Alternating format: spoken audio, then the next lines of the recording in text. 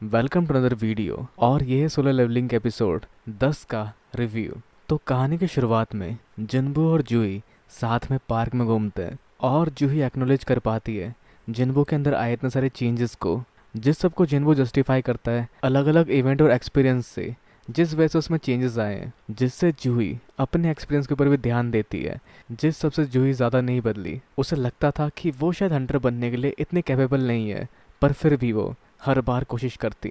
पर उस सब के बावजूद भी उसे कोई बेहतर रिजल्ट नहीं मिला।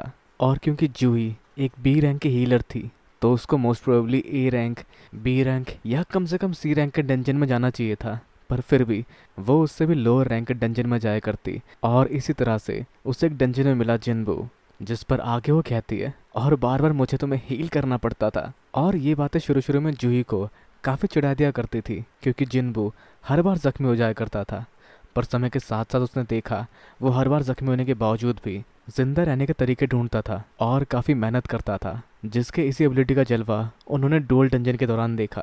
तो खैर आगे जूही, जिसने कि उससे बाहर खाने का वादा लिया था और उसके बदले एक माना क्रिस्टल लिया था, वो जिन्बू को वापस कर देती है, क्योंकि अब वो रिटायरमेंट ले रही है और अपने पेरेंट्स के साथ मूव हो रही है। तो अगर जिन्बू उस तरफ आए तो वो मिल सकता है जूही से, जिस पर जिन्बू भी वादा करता है कि अगर वो वहाँ गया तो वो पक्का जूही को बाहर खाने पे ले जाएगा। पर इस सब के अलावा अगर हम बड़े फ्लैशबैक की ओर, तो जिन्बू ने बता दिया हंटर एसोसिएशन के ए रैंक वाले शख्स को कि उसी ने मारा है बी रैंक के कांग ताएशिक को। पर वो उन बातों पे यकीन नहीं कर सकता, और वैसे भी वो जिन्बू की रीअवेकनिंग के बारे में पहले ही चेक कर चुका है। पर साथ ही वो उसको एडवाइस देके जाता है आगे आने वाले खतरे के बारे में, जो है एस रैंक का हंटर हुआंग डोंग सुक का बड़ा भाई, जिसका पूरा टीम साफ हो गया। और बचने वालों में शामिल थे जिन्बू और जिनो। उसे फर्क नहीं पड़ता अंदर क्या हुआ था, उसके लिए सिर्फ ये मायने रखता है कि उस डंजन से बचने वाले सिर्फ जिन्बू और जिनो थे। और साथ ही वो जिन्बू को बचने के लिए अपने परिवार के साथ देश छोड़ने की सलाह देता है, क्योंकि किसी भी एस रैंक के हंटर को उसकी मन मर्जी करने से रोक पाना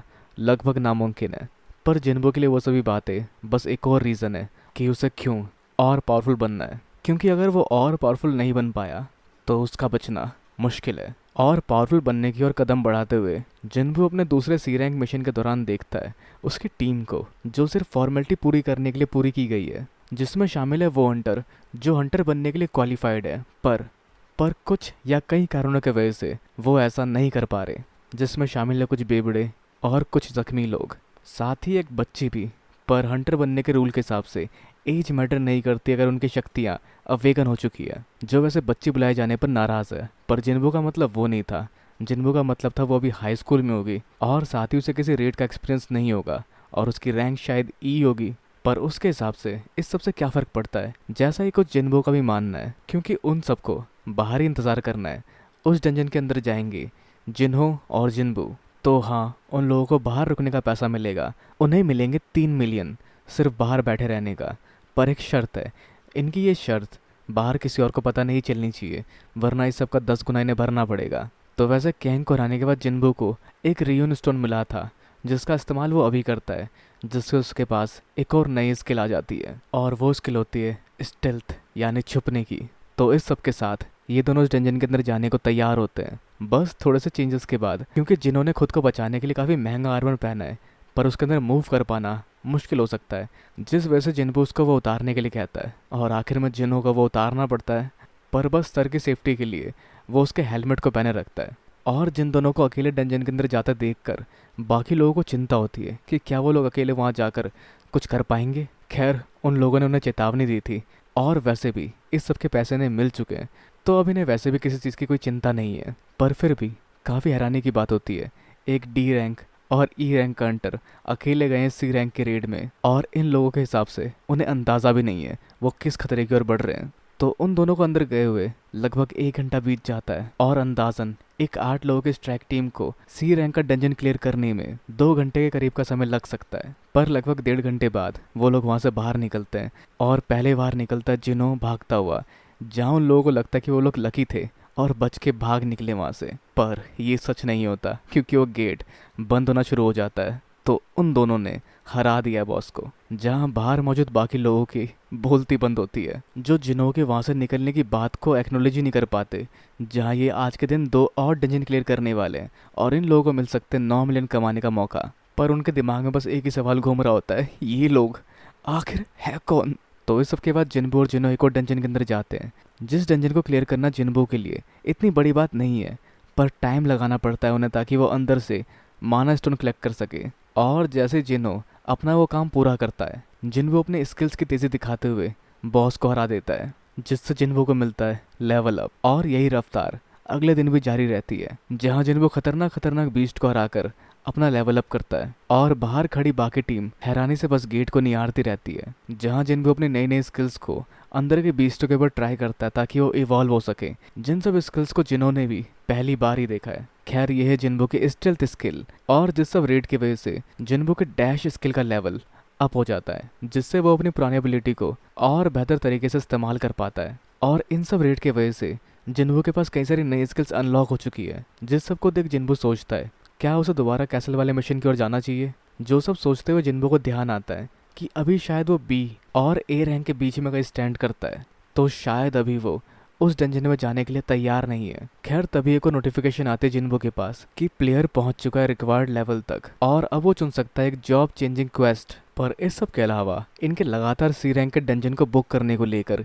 ये खबर किसी और गिल्ड तक पहुंचती है, क्योंकि वो लोग मार्केट प्राइस से डबल प्राइस पे कर रहे हैं सी रैंक डंजन के लिए। खैर जिन लोगों ने उनके लीडर के बारे में कभी नहीं सुना, पर वो है छोटा बेटा यूजी कंस्ट्रक्शन के प्रेसिडेंट का, जिस सबको देखे वो मान लेते कि शायद एक अमीर बच्चा हंटर हंटर खेलने के लिए महंगे में चीज़ें बुक कर रहा है। पर तभी उन्हें दिखता है संग जिन्बू का नाम, एक ई रैंक का हंटर, जिसे सुन दूसरा वहाँ खड़ा शख्स कहता है हाँ उनकी पूरी टीम ही ऐसी कमज़ोर लोगों से मिलकर बनी है। पर इस शख्स का इंटरेस्ट इस सब में नहीं होता, उसका इंटरेस्ट जिन्बू के ऊपर होता है, जिसका नाम उसने पहले भी सुना है, जिसे अंदाज़ा होता है कि शायद उसने उसका नाम डुअल डंजन वाले इवेंट में सुना था, और जिसे इस सब में कुछ गड़बड़ महसूस होती है, जिसे शक होता है कि जिन्बू दोबारा रीअवेकेंट हुआ है। पर किस बेसिस पे, जिसके पीछे 3 मेजर डिजास्टर होते हैं। पहला, उसने डुअल डंजन सरवाइव किया।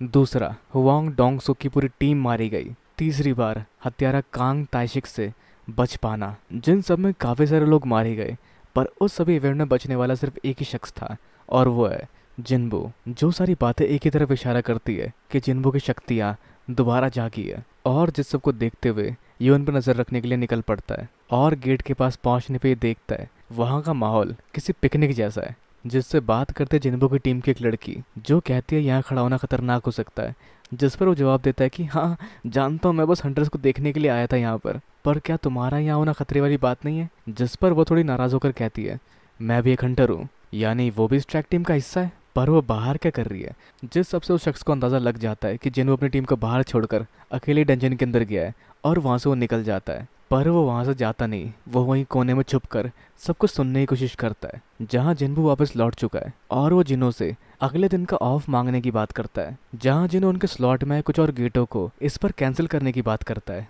पर उसे कैंसिल करने की जरूरत नहीं है, पर जिनो को कैंसिल करना ही पड़ेगा, क्योंकि ये गेट उसके पास सिर्फ अगले 2 दिनों के लिए ही है। तो जिसे देखते हुए जिन्बू उन गेटों को फिलहाल के लिए डिले करने के लिए कहता है। जो सारी बात वहाँ बाहर खड़ा होकर कोई सुन रहा था। और फिर शाम होने के बाद जिन्बू के सामने आता है सैंगमिन, जो वाइट टाइगर गिल्ड के सेकंड एडमिनिस्ट्रेशन का मैनेजर है, जो जिन्बू से उसका कुछ कीमती समय मांगता है, और जिसकी बातें शुरू होती है अपने गिल्ड के बारे में बताते हुए, जो देश के कुछ जाने माने गिल्डों में से एक है, पर फिर भी वो चुनिंदा हुनर को ढूंढते रहते हैं। और वो बढ़ता है मुद्दे की ओर, क्योंकि वो देगा डबल उस कीमत की जो कि यूजिन कंस्ट्रक्शन वाले उसे दे रहे हैं, और अगर उसकी कुछ और डिमांड हुई तो भी वो पूरा करेंगे। और उसे लगता है उसका ये ऑफर काफ़ी कमाल का होने वाला है किसी भी ऐसे बंदे के लिए जो अब तक सिर्फ ई रैंक हंटर हुआ करता था। जिस पर जिन्बू से पूछता है कि वाइट टाइगर गिल्ड के हेडक्वार्टर की वैल्यू क्या है, जिस पर उसका जवाब होता है करीब 50 बिलियन। और फिर जिन्बू अपने अगले सवाल की ओर बढ़ता है कि तुम मुझे कितना ऑफर करने जा रहे हो, जिस बात को ये समझ नहीं पाता। पर जिन्बू क्लेरिफाई करता है कि उसे अभी फ़िलहाल 30 बिलियन मिल रहे हैं, और उसका डबल इनके हेडक्वार्टर की वैल्यू के भी ऊपर निकल जाएगा। जिस पर वो शख्स बात संभालने की कोशिश करता है कि मैं इतना खुद से पे नहीं कर सकता, पर मैं कोशिश करता हूँ अपने ऊपर वाले अथॉरिटी से बात करने की। पर जिन्बू वहाँ से निकल जाता है, और इसे अफसोस होता है कि इसने डिटेल नहीं निकाली यूजिन कंस्ट्रक्शन की पहले। पर जिन्बू उसके बगल में खड़े होकर उससे पूछता है मैं जानना चाहूँगा तुम्हें मेरे बारे में कैसे पता चला, क्या तुम मुझ पर नज़र रख रहे थे। और जिसकी ये बात सुनकर वो हैरानी से जिन्बू की ओर देखता है, पर जिन्बू वहाँ नहीं होता। जिसके बाद इसके गाल पर एक खरोच लगती है, जिससे ये समझ पाता है जिन्बू की रीअवेकेंट स्किल है स्टेल्थ, और ये भी समझ पाता है कि क्यों यूजिन कंस्ट्रक्शन ने इसे इतना बड़ा ऑफर दिया है। जो फिर जिन्बू से माफ़ी मांगते हुए पीछे मुड़ने वाला होता है, पर जिन्बू से पीछे मुड़ने से मना करता है। तो वो एक्सप्लेन करता है कि सही दाम पर डंजन न मिलने पर नए लोगों को ट्रेन करने में प्रॉब्लम हो रही है, जिस वजह से उन्हें रेट पर नहीं भेज सकते। जिस सबको देखते हुए उसने चेक किया कि कौन इतने सारे डंजन खरीद रहा है, और उस सब में इसने जिन्बू का नाम पाया, जिससे जिन्बू उससे पूछता है मेरे बारे में और कौन जानता है, जिस पर वो बिल्कुल सच कहते हैं कि मैं और मेरा बाहर बैठा साथी। जिस पर जिन्बू का जवाब होता है मैं अपना नाम ज़्यादा नहीं फैलाना चाहता, तो अगर लोगों को मेरे बारे में पता चला तो मेरा पहला शक आप पे ही जाएगा, पर इन्हें रिपोर्ट बनानी पड़ेगी और साथ ही मरना भी नहीं चाहते, तो ये अपना और अपने साथी का मुंह बंद ही रखेंगे। जिस पर जिन्बू उनका शुक्रिया अदा करते हुए ज़्यादा सी रैंक डंजन खरीदने पर चिंता जताता है, पर जिन्बू फिलहाल के कुछ और समय के लिए भी इस सब को कंटिन्यू रखने वाला है,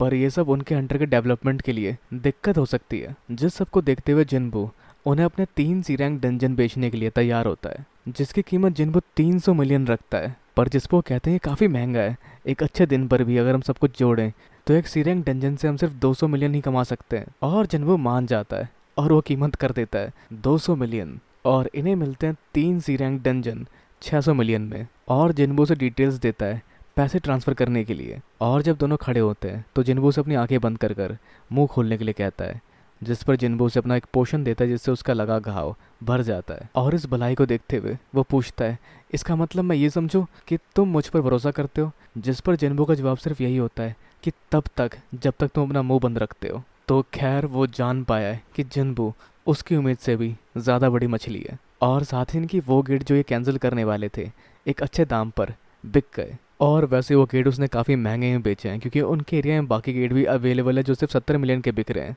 तो एक तो वो खबर निकालने में नाकामयाब हुआ, साथ ही उसे जिन्बू ने स्कैम भी कर दिया।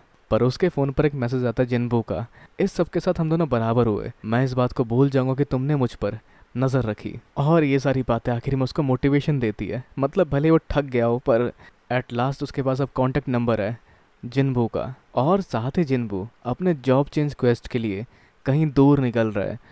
तो अब क्या होगा कहानी में आगे, जानने के लिए मिलते हैं इसके नेक्स्ट पार्ट के साथ। तब तक के लिए इस वीडियो को लाइक, शेयर और चैनल को सब्सक्राइब करना भी बिल्कुल ना भूलें। तो अगले मिलते हैं अगली वीडियो में। Sayonara and have a nice day.